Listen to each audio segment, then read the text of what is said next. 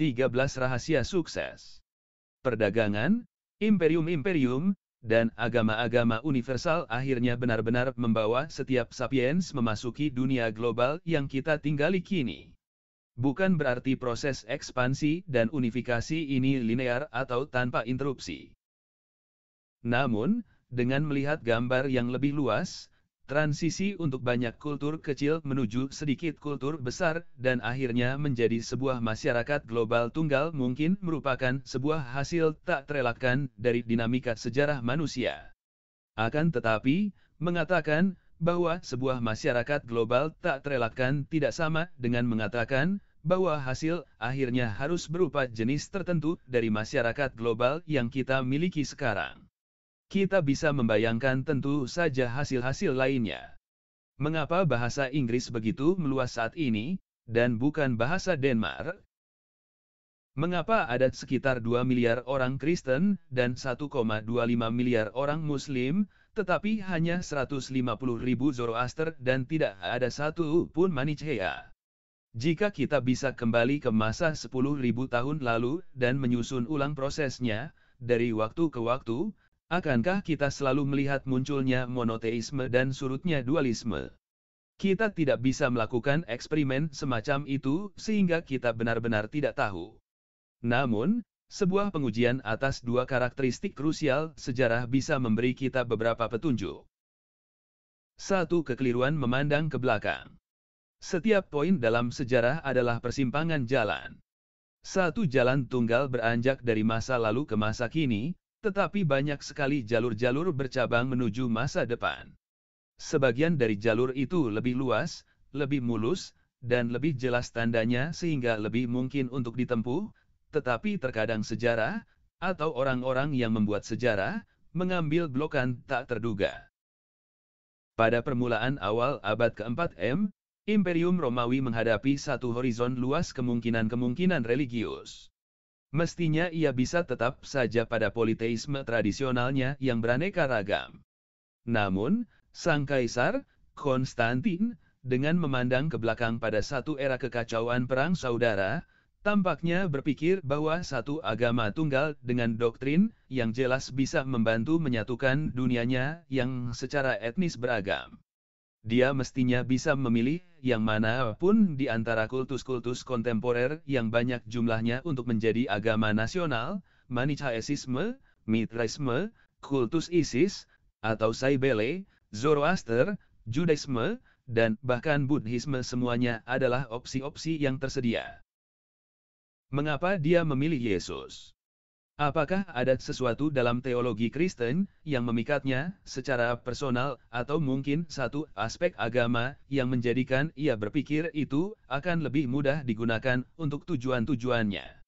Apakah dia memiliki sebuah pengalaman religius, atau apakah sebagian dari para penasihatnya memberi masukan bahwa orang-orang Kristen cepat mendapat pengikut dan akan lebih mudah melompat ke dalam kendaraan itu? Para sejarawan bisa saja berspekulasi, tetapi tidak akan dapat memberikan jawaban definitif. Mereka bisa menggambarkan bagaimana Kristen mengambil alih Imperium Romawi, tetapi mereka tidak bisa menjelaskan mengapa kemungkinan yang sangat khusus ini terwujud. Apa perbedaan antara menggambarkan, bagaimana, dan menjelaskan, mengapa? Menggambarkan, bagaimana, berarti merekonstruksi serangkaian peristiwa spesifik yang bergerak dari satu titik ke titik lainnya. Menjelaskan, mengapa, berarti menemukan koneksi-koneksi kausal yang berarti bagi kejadian dari serangkaian peristiwa-peristiwa tertentu dengan pengabaian yang lain. Sebagian ahli benar-benar memberikan penjelasan deterministik tentang peristiwa-peristiwa semacam munculnya Kristen. Mereka berupaya untuk mereduksi sejarah manusia menjadi ulah kekuatan-kekuatan biologis, ekologis, atau ekonomis. Mereka memandang bahwa ada sesuatu tentang geografi, genetika, atau ekonomi dari Mediterania Romawi yang menjadikan kemunculan agama monoteis tak terelakkan. Namun, sebagian besar sejarawan cenderung skeptis terhadap teori-teori deterministik semacam itu. Ini adalah salah satu tanda pembeda dari sejarah sebagai sebuah disiplin akademis.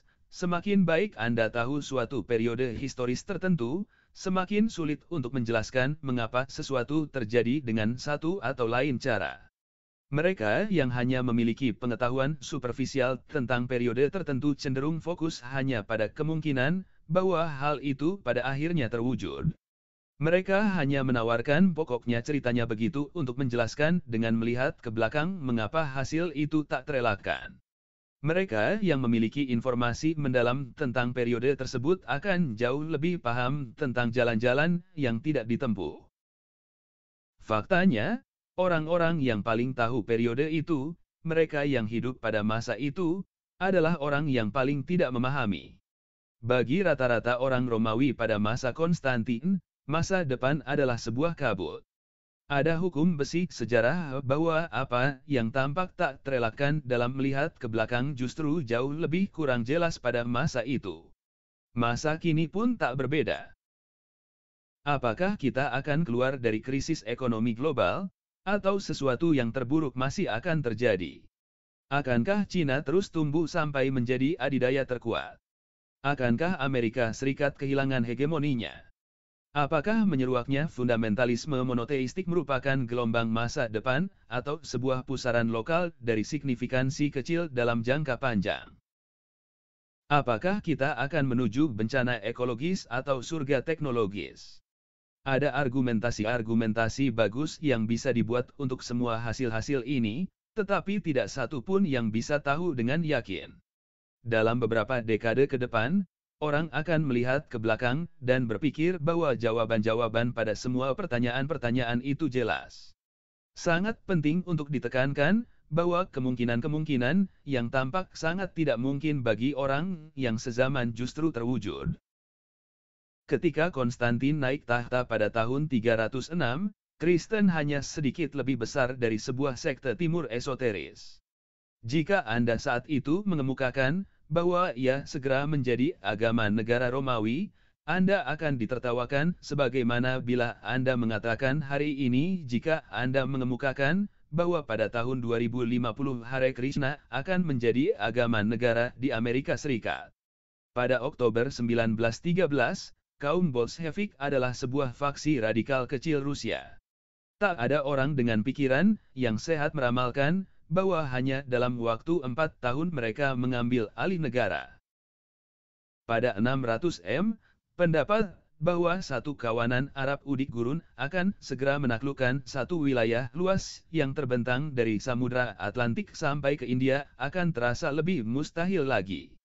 Sungguh, kalau saja angkatan perang Byzantium mampu menghalau serangan awal itu, Islam mungkin akan tetap sebuah kultus samar dengan hanya segelintir ahli yang mengetahuinya.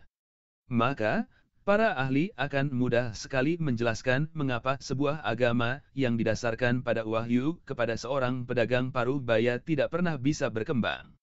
Bukan untuk mengatakan bahwa segala sesuatu mungkin terjadi. Kekuatan geografis, biologis, dan ekonomis menciptakan hambatan-hambatan. Namun, hambatan-hambatan ini meninggalkan ruang yang longgar bagi perkembangan-perkembangan yang mengejutkan, yang tampak tidak terikat oleh hukum-hukum deterministik. Kesimpulan ini mengecewakan banyak orang, yang lebih menyukai sejarah bersifat deterministik. Determinisme memang menarik karena menunjukkan bahwa dunia kita dan keyakinan-keyakinan kita adalah produk natural dan tak terelakkan dari sejarah. Adalah sesuatu yang alamiah dan tak terelakkan kita hidup dalam negara-negara bangsa, mengorganisasi ekonomi dengan prinsip-prinsip kapitalis, dan meyakini dengan penuh semangat hak-hak asasi manusia. Mengakui bahwa sejarah tidak deterministik adalah mengakui bahwa hanya kebetulan belaka bahwa sebagian besar orang kini meyakini nasionalisme, kapitalisme, dan hak-hak asasi manusia. Sejarah tidak bisa dijelaskan secara deterministik dan tidak bisa diprediksi karena bersifat kaotis. Begitu banyak kekuatan yang bekerja dan interaksi-interaksi mereka begitu rumit, sehingga variasi-variasi yang sangat kecil secara ekstrem dalam dahsyatnya kekuatan besar dan cara interaksinya pun bisa menghasilkan perbedaan-perbedaan besar. Lebih dari itu, sejarah adalah apa yang disebut sebagai sistem kaotik, level 2. Sistem kaotik memiliki dua bentuk. Kekacauan level 1 adalah kekacauan yang tidak beraksi pada prediksi-prediksi tentangnya. Cuaca, misalnya, adalah sistem kaotik level 1. Meskipun ia dipengaruhi oleh banyak sekali faktor, kita bisa membangun model-model komputer yang bisa memasukkan semakin banyak pertimbangan, dan menghasilkan perakiraan-perakiraan cuaca yang jauh lebih baik. Kekacauan level 2 adalah kekacauan yang bereaksi pada prediksi tentangnya, dan karena itu tidak pernah bisa diprediksi secara akurat. Pasar, misalnya, adalah sistem kaotik level 2. Apa yang akan terjadi jika kita mengembangkan sebuah program komputer yang meramalkan dengan akurasi 100% harga minyak besok? Harga minyak akan segera bereaksi pada ramalan itu, yang akibatnya harga itu pun tidak terwujud. Jika harga minyak saat ini $90 per barel, dan program komputer sempurna memprediksi besok harganya menjadi $100, para pedagang bergegas membeli minyak sehingga mereka bisa mendapatkan untung dari naiknya harga yang diprediksi itu. Akibatnya, harga langsung melonjak ke $100 per barel hari ini, bukan besok. Lalu, apa yang terjadi besok? Tak seorang pun tahu. Politik juga sistem kaotik level 2. Banyak orang mengkritisi Sovietologis karena gagal meramalkan revolusi-revolusi 1989, menghukum para pakar Timur Tengah karena tidak mengantisipasi revolusi-revolusi Arab Springs pada 2011. Ini tidak adil. Revolusi-revolusi, per definisi, adalah sesuatu yang tidak bisa diprediksi. Sebuah revolusi yang bisa diprediksi tidak pernah meletus. Mengapa tidak? Bayangkan misalnya sekarang tahun 2010, dan sejumlah ilmuwan politik genius yang bersekongkol dengan seorang ahli komputer mengembangkan suatu algoritma canggih yang, setelah dihubungkan dengan antarmuka atraktif, bisa dipasarkan sebagai peramal revolusi. Mereka menawarkan layanan kepada Presiden Mesir Hosni Mubarak dan, sebagai imbalan atas tanda jadi dengan nilai istimewa, memberitahu Mubarak bahwa menurut ramalan mereka sebuah revolusi akan benar-benar meletus di Mesir pada tahun depan. Bagaimana reaksi Mubarak? Sangat mungkin, dia segera menurunkan pajak, mendistribusikan miliaran dolar untuk dibagi-bagi kepada warga negara, dan juga menggenjot kewaspadaan pasukan polisi rahasia, untuk berjaga-jaga. Langkah-langkah preventif itu berhasil. Tahun berganti dan, mengejutkan, revolusi tidak terjadi. Mubarak meminta uangnya kembali. Algoritma Anda tidak berguna. Teriaknya kepada para ilmuwan. Saya mestinya bisa membangun istana lagi, bukan membuang uang percuma. Namun, penyebab revolusi itu tidak terjadi adalah karena kami memprediksinya, kata para ilmuwan memberi alasan untuk membelah diri. Nabi-nabi yang bisa meramalkan kejadian yang tidak terjadi. Kata Mubarak, seraya memberi isyarat kepada para pengawal untuk meringkus para ilmuwan. Saya mestinya menciduk selusin orang yang nyaris tidak berarti apa-apa bagi pasar Kairo. Jadi, mengapa belajar sejarah? Tak seperti fisika dan ekonomi, sejarah bukanlah alat untuk membuat prediksi akurat. Kita mempelajari sejarah bukan untuk mengetahui masa depan, tetapi untuk memperluas cakrawala, untuk memahami bahwa situasi kita saat ini bukanlah alamiah atau tak terelakkan, dan bahwa kita dengan demikian memiliki lebih banyak kemungkinan di depan untuk kita bayangkan. Misalnya, mempelajari bagaimana bangsa Eropa mendominasi Afrika memungkinkan kita menyadari bahwa tidak ada yang natural atau tak terelakkan tentang hierarki rasial, dan bahwa dunia mungkin diatur secara berbeda. Dua renungan buta. Kita tidak bisa menjelaskan pilihan-pilihan yang dibuat sejarah, tetapi kita bisa mengatakan sesuatu yang sangat penting tentang semua itu. Pilihan-pilihan sejarah tidak dibuat untuk manfaat bagi manusia. Jelas sekali tidak ada bukti bahwa makhluk manusia sudah pasti membaik seiring bergulirnya sejarah. Tidak ada bukti bahwa kultur-kultur yang membawa manfaat bagi manusia pasti dengan sendirinya berhasil dan menyebar, sementara kultur-kultur yang kurang membawa manfaat menjadi lenyap. Tidak ada bukti bahwa Kristen adalah pilihan yang lebih baik ketimbang Manichaeisme, atau bahwa Imperium Arab lebih bermanfaat ketimbang Persia Sassanid. Tidak ada bukti bahwa sejarah bekerja untuk membawa manfaat bagi manusia, karena kita tidak punya skala objektif untuk mengukur manfaat semacam itu. Kultur-kultur yang berbeda mendefinisikan kebaikan secara berbeda pula, dan kita tidak punya penggaris objektif yang dengannya kita bisa menilai. Para pemenang, tentu saja, meyakini bahwa definisi merekalah yang benar. Namun, mengapa kita harus mempercayai pemenang? Orang Kristen mempercayai bahwa kemenangan Kristianitas atas Manichaeisme membawa manfaat bagi manusia, tetapi jika kita tidak menerima pandangan dunia Kristen, maka tidak ada alasan untuk sependapat dengannya. Orang Islam meyakini bahwa jatuhnya Imperium Sassanid di tangan Muslim membawa manfaat bagi manusia. Namun, manfaat-manfaat ini hanya terbukti jika kita menerima pandangan dunia Muslim. Bisa saja kita lebih suka kalau Kristen dan Islam dilupakan atau dikalahkan. Semakin banyak ahli memandang kultur sebagai jenis infeksi atau parasit mental, dan manusialah yang tanpa sadar menjadi pembawanya. Parasit-parasit organik, seperti virus, hidup dalam tubuh pembawanya. Parasit-parasit itu berbiak dan menyebar dari satu pembawa ke pembawa lain, menggerogoti pembawanya, melemahkan mereka, dan terkadang bahkan membunuhnya. Sepanjang si pembawa hidup cukup lama untuk meneruskan parasit, maka parasit tidak terlalu peduli dengan kondisi si pembawa. Dengan cara seperti inilah, ide-ide kultural hidup dalam pikiran manusia. Ide-ide itu berbiak dan menyebar dari pembawa ke pembawa lainnya, terkadang melemahkan para pembawanya, dan kadang-kadang bahkan membunuh mereka. Sebuah ide kultural, seperti keyakinan pada surga Kristen di atas awan atau surga komunis di bumi, bisa menggugah seorang manusia untuk mendedikasikan hidupnya untuk menyebarkan ide itu, bahkan dengan harga kematian. Manusia mati, tetapi idenya menyebar. Menurut pendekatan ini, kultur-kultur bukanlah konspirasi yang diciptakan oleh orang-orang tertentu dalam rangka mengambil keuntungan dari orang lain, sebagaimana kecenderungan berpikir kaum Marxis. Namun, kultur adalah parasit mental yang muncul secara kebetulan, dan setelah itu mengambil manfaat dari semua orang yang terinfeksi. Pendekatan ini terkadang disebut memetika. Diasumsikan bahwa, sebagaimana evolusi organik didasarkan pada replikasi unit-unit informasi organik yang disebut gen, demikian pula evolusi kultural didasarkan pada replikasi unit-unit informasi kultural yang disebut meme.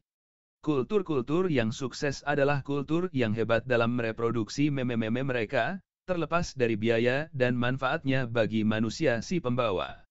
Sebagian ahli dalam bidang kemanusiaan mencela memetika, memandangnya sebagai upaya amatir untuk menjelaskan proses-proses kultural dengan analogi-analogi biologis yang kasar. Namun, banyak di antara para ahli itu patuh pada saudara kembar perempuan memetika, postmodernisme. Para pemikir postmodernis berbicara tentang diskursus, bukan meme-meme sebagai batu bata bangunan kultur. Meskipun demikian, mereka memandang kultur menyebarkan diri tanpa banyak berurusan dengan manfaat bagi manusia. Misalnya, para pemikir postmodernisme menggambarkan nasionalisme adalah wabah mematikan yang menyebar ke seluruh dunia pada abad ke-19 dan ke-20, menyebabkan perang, penindasan, kebencian, dan genosida. Momen ketika rakyat di satu negara terinfeksi olehnya, negara-negara tetangga juga berkemungkinan terjangkiti virus itu. Virus nasionalis menampilkan diri sebagai hal yang membawa manfaat bagi manusia, tetapi sesungguhnya bermanfaat terutama untuk dirinya. Argumentasi-argumentasi serupa lazim dalam ilmu-ilmu sosial, di bawah payung teori permainan. Teori permainan menjelaskan bagaimana dalam sistem-sistem dengan banyak pemain, pandangan-pandangan dan pola-pola perilaku yang merugikan semua pemain tentu berhasil mengakar dan menyebar. Perlombaan senjata adalah contoh yang terkenal. Banyak perlombaan senjata membangkrutkan semua yang terlibat di dalamnya, tanpa benar-benar mengubah perimbangan kekuatan militer. Ketika Pakistan membeli pesawat-pesawat canggih, India merespons dengan hal yang sama. Ketika India mengembangkan bom nuklir, Pakistan mengikutinya. Ketika Pakistan memperbesar angkatan lautnya, India pun menandingi. Pada akhir proses, perimbangan kekuatan bisa tetap sebagaimana adanya, tetapi sementara itu miliaran dolar yang semestinya bisa diinvestasikan di pendidikan atau kesehatan dibelanjakan untuk senjata. Namun, dinamika perlombaan senjata sulit dilawan. Perlombaan senjata adalah sebuah pola perilaku yang menyebarkan diri seperti sebuah virus dari satu negara ke negara lainnya, merugikan setiap orang, tetapi mengambil manfaat untuk dirinya, di bawah kriteria evolusioner survival dan reproduksi. Ingat bahwa persaingan senjata, seperti sebuah gen, tidak memiliki kesadaran, ia tidak berusaha secara sadar untuk bertahan dan bereproduksi. Penyebarannya adalah hasil tak sengaja dari suatu dinamika yang kuat. Terserah mau sebut apa, teori permainan, postmodernisme atau memetika, dinamika sejarah tidak diarahkan menuju penguatan kesejahteraan manusia. Tidak ada dasar untuk berpikir bahwa kultur-kultur yang paling sukses dalam sejarah dengan sendirinya kultur terbaik bagi Homo sapiens. Sebagaimana evolusi, sejarah tidak peduli dengan kebahagiaan individual organisme. Dan, manusia-manusia individual pun biasanya terlalu bodoh dan terlalu lemah untuk memengaruhi alur sejarah agar menguntungkan baginya. Sejarah berjalan dari satu persimpangan ke persimpangan berikutnya, memilih alasan misterius tertentu untuk mengikuti jalur ini terlebih dulu kemudian jalur lainnya. Sekitar tahun 1500 M, sejarah membuat pilihan yang paling penting, mengubah tidak hanya nasib manusia, tetapi juga tak terbantahkan nasib seluruh kehidupan di muka bumi.